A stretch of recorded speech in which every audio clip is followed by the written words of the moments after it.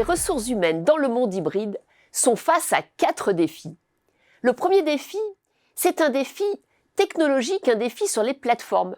Elles vont devoir tester, accompagner, implémenter des plateformes de SIRH qui vont donner de l'individualisation dans les parcours des formateurs, dans les parcours aussi des collaborateurs. Ces plateformes vont pouvoir mettre en relation les profils des candidats, les profils des collaborateurs, leur mobilité, leur formation, les enjeux de carrière et aussi bien sûr les indicateurs de performance. Ces plateformes que l'on voit avec Xplore de Cornerstone, avec Workday, avec Cegid qui a racheté Talentsoft, sont aujourd'hui insufflées, développées avec de l'intelligence artificielle. Et donc, il y aura une façon holistique de développer les parcours de chacun. C'est le premier enjeu de la fonction RH. Le deuxième enjeu, c'est un enjeu d'attraction des talents.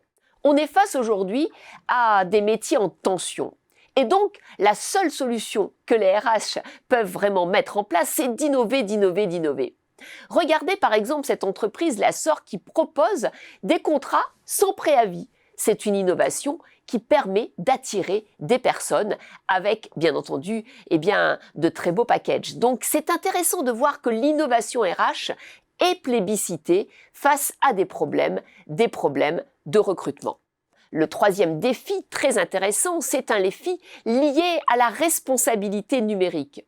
Oui, aujourd'hui, face à l'écologie, face bien sûr au numérique, les RH doivent accompagner ce qu'on appelle la responsabilité numérique, l'empreinte carbone, pour voir dans l'entreprise où on peut faire des efforts pour diminuer l'empreinte carbone en éteignant son ordinateur, en essayant d'avoir des gestes éco-responsables, comme par exemple envoyer un document dans un fil de discussion au lieu de faire un mail à 20 personnes.